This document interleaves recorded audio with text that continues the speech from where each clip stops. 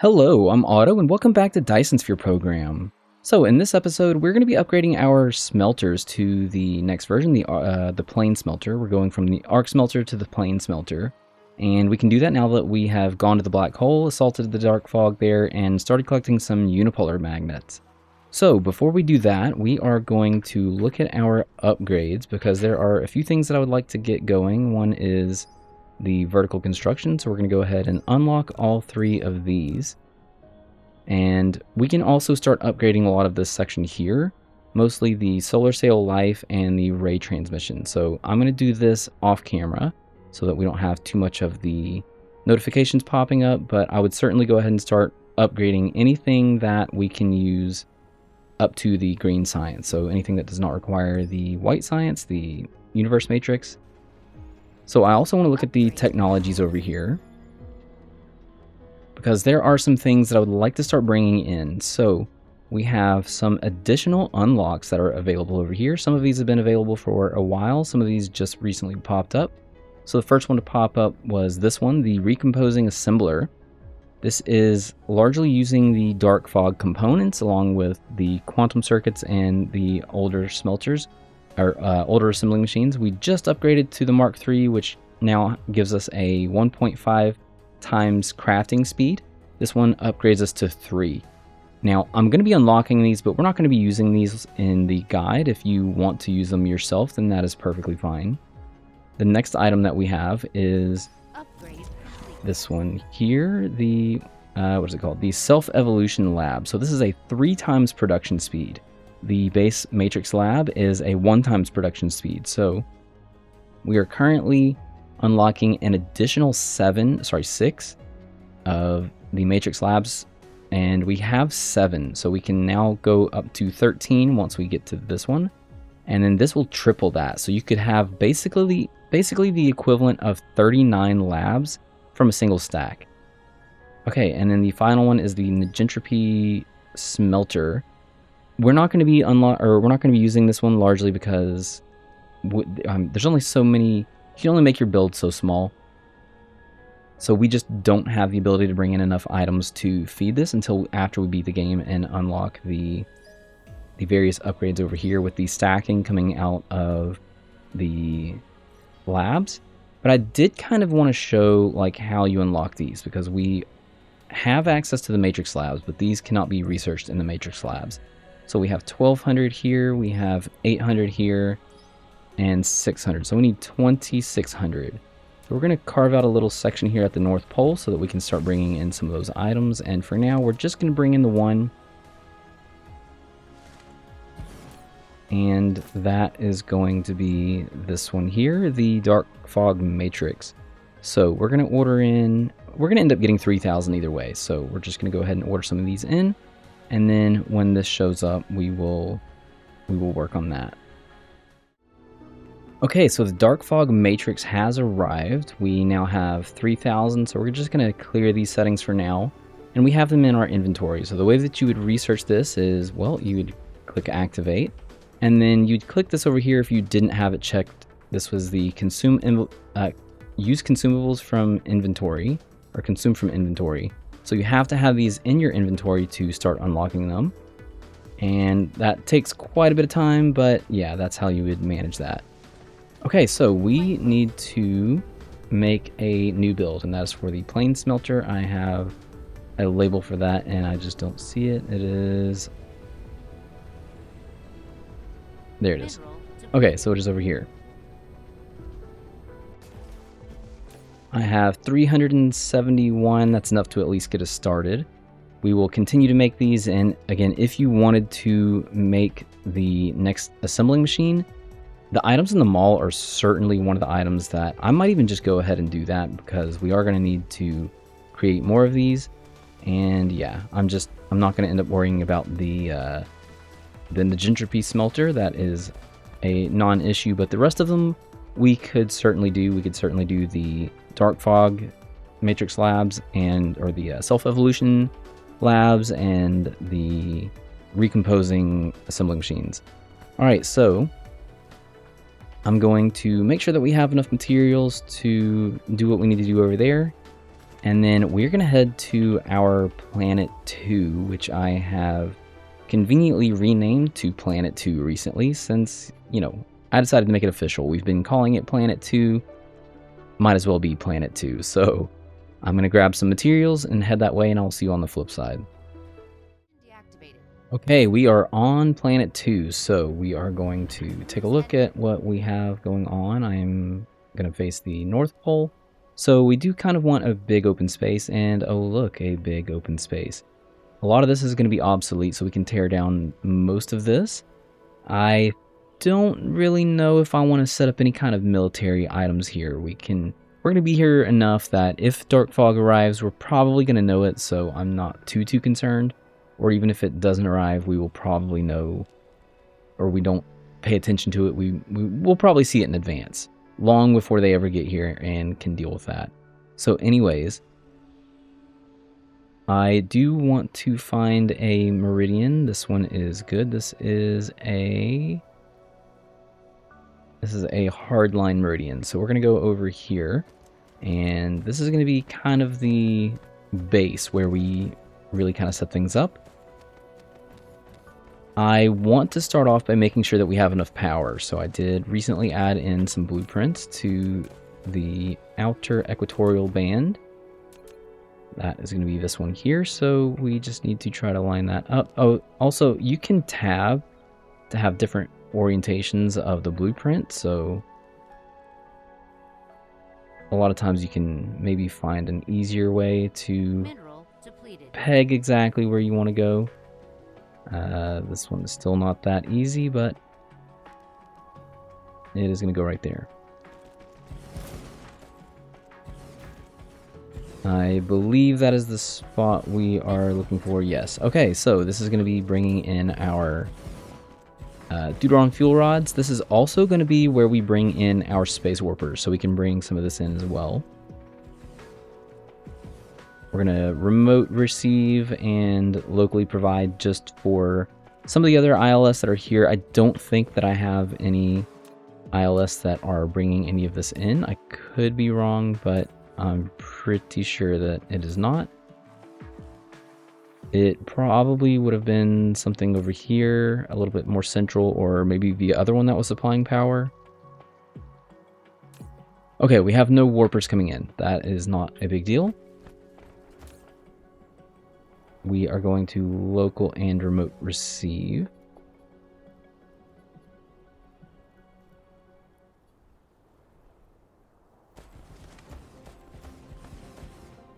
Okay, so we are going to get some power going before we do anything else, so I'm going to stick around and wait around for that for a second. Okay, so power has arrived. We are now very slowly getting these things activated. I think there's 99 of these here, so it's probably going to take up exactly enough. Yeah, it's about 10 each, so these might just all be powered on by the time it is done consuming all the belt. Oof, that was close. Okay, so this is the meridian line that we're going to be using. Where did I go? Yes, this is the meridian line that we're going to be using. So most of my builds are going to start here to kind of make it easier to line things up. So there's two ways that we could go about doing this. One is designing it from scratch, which is fine if that's what we want to do. We would just place an ILS down. That would be here. And then we would do like the 5 squares thing. So we would have 1, 2, 3, 4, 5. And then come back half a square because we are invading half a square over here. And so we would kind of set it up starting here, right? So that's how we would do it from scratch, but thankfully we already have some builds available to us. We have our old builds. So what I'm going to do is we're going to follow the line and make sure that this is lined up exactly where we need it to be. I don't have any of these on me. I did swap them all out for the plain smelters. And then we would just use this. Let's draw a little bit of a line so that we kind of know where we're going. So this is 1, 2, 3, 4, 5, and then coming back. So I need this much space taken. So if we were going to use this line as the example, that would mean that everything from here forward needs to go.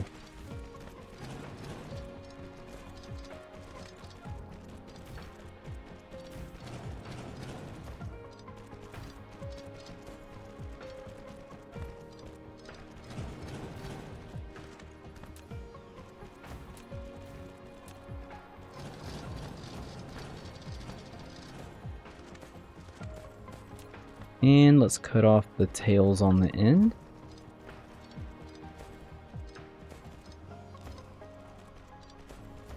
Like that. And then from here we can just upgrade these.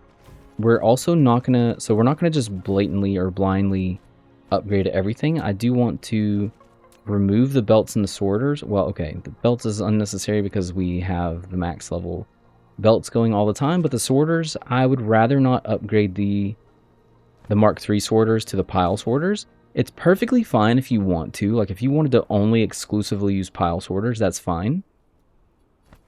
There's nothing wrong with it. It does become a little bit of a problem in the end game, and only if you decide to do some like crazy mega basing. So we're going to go ahead and upgrade all of these. And that is going to be our new blueprint. It is already set up and ready to go. Thanks to what we had set up for the other one. I thought I changed some of these to 50%, but apparently I did not. All right, and then for the other blueprints, the alternates that we've been using. So this is the kind of like main blueprint, we'll say. This one contains 52.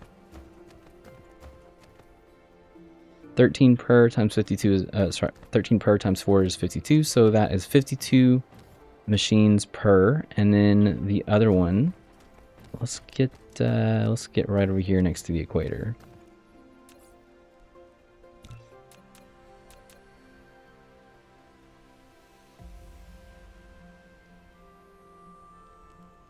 Right there.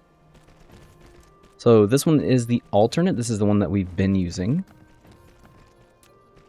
And same thing. We're going to get 1, 2, 3, 4, 5, and then stop just shy of the 5th square. So that means that anything from here can go away.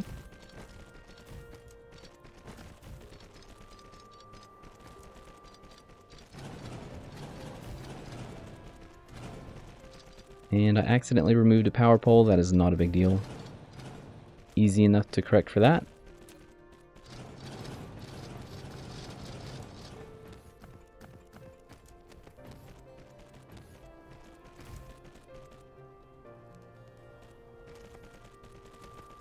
And that goes back there. Alright, cut off the tails.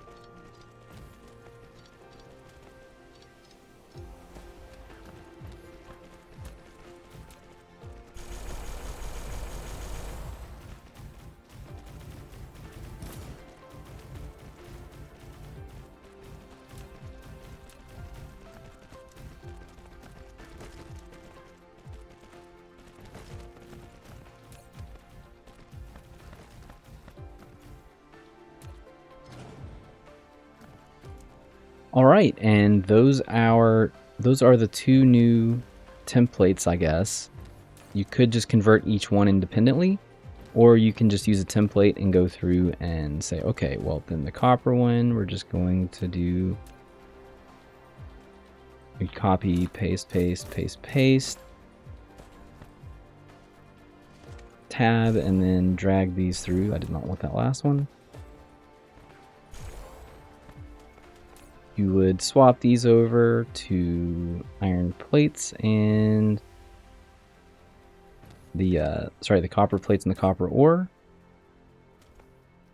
And then you would need to set these filters as well for the copper ore. Okay, so I am not going to do that because I have previously created blueprints for all of these, if you caught that earlier. So I did go ahead and I have made late game smelting blueprints. All of the ones that we have in the originals have been duplicated, and I've adjusted some things here and there, like some of the settings and different things. But I also have one for the Mark III assembling machines and the late/endgame chemical plants. So these are labeled late game because they are going to be the ones that we're using now. Mid game when you start the ILS process, late game just before you beat the game, and then after you beat the game and upgrade to the recomposing assembling machine and the Negentropy smelter, we would upgrade these to endgame builds. This one is a late/endgame build because it is the final version, so there's nothing better than the quantum chemical plant. I could have done the exact same thing for the oil processing and the particle collider, but that's really not that big of a deal. Anyways, so I'm going to go through and start placing a bunch of these builds. We're going to be using our production tab to kind of just figure out what we still have left, and I'm largely going to be focusing on smelting on this planet, so that doesn't mean that that's the only thing that I'm going to be focusing on. I'm going to do the entire star cluster so that I can take a look and see what we need on other planets, but yeah, I'm going to place maybe a couple more of the assembling machine builds down over here just to kind of get us caught up on a few things, but it is not really that necessary. And you could also take down the smelting blueprints that you have on, let's say, the main world and only set up smelting here. You know what? I might just go ahead and do that. I'm going to go ahead and do that. This is going to be like almost exclusively smelting, and then the other planet, our homeworld, Higara, can largely be focused on like assembling machines and chemical plants and stuff like that. Okay, so I'm going to spend a little bit of time doing that, and then we'll come back later and end the episode. Okay, and we're back. So let's take a look. So I have quite a bit of iron. I have iron over here and over here as well. And I still have more to add because I have some steel over here, some steel over here, and it is still not enough steel. And for every one of the steel, we need one iron, so there is more iron to place. I've got some copper, some magnets, titanium, and what is this? This is titanium alloy, silicon, and a few other things here and there. I've got some stone brick mixed in here as well. So yeah, I certainly have not finished, but I did want to kind of want to like show what we've done and then continue on real quick. So the last thing that we're going to do is we're going to go back to the planet and wherever that might be at this point. There it is. Okay, so we're going to head back to the planet real quick, our home world.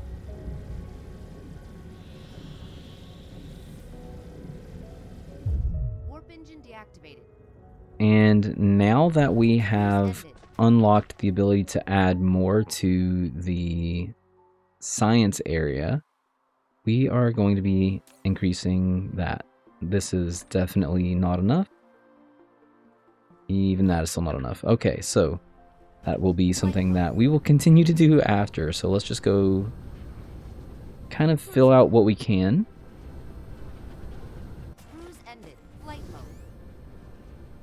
And I'm going to, I think the green, I mean, they should all be crafting at roughly the same speed, so it kind of doesn't really matter, but you know what, let's just start with the blue. Man, look at how tall these things get.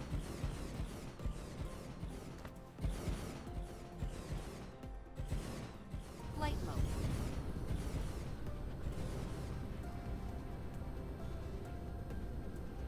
Alright, so the goal of filling these out is, one, we do want to increase our research speed or research capabilities so we can research things faster. But not only that, we want to kind of get to the max amount so that we can actually look at our production tab and make sure that what we're producing is certainly up to speed with whatever our research will be. If you wanted to add in the dark fog, the self-evolution labs, you could certainly do that. Just know that you're going to need probably 3 times what you currently have, and you've already seen that we have a lot of not just this planet, but the other planet filled out. So you will be placing quite a bit of machines just to kind of, like I said, just to kind of complete what we've already placed.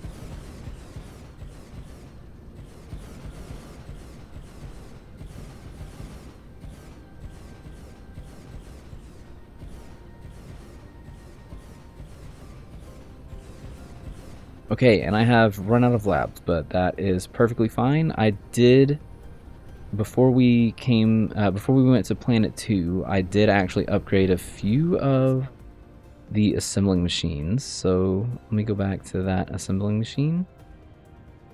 I already forgot where I put it. There it is. Flight mode.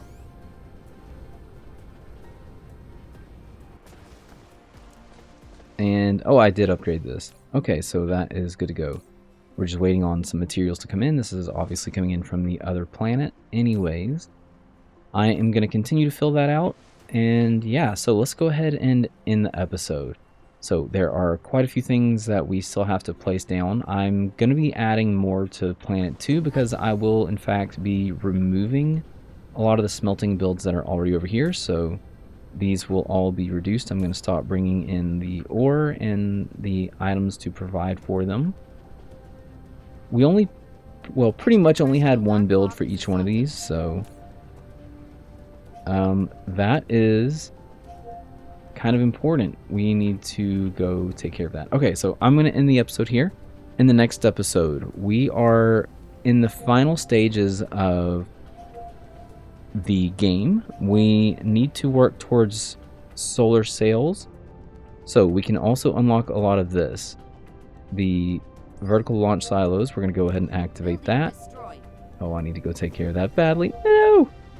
And then I'm going to upgrade to a lot of these, like a lot of the solar sail life and the solar sail attach speed and the X-ray, the ray transmission.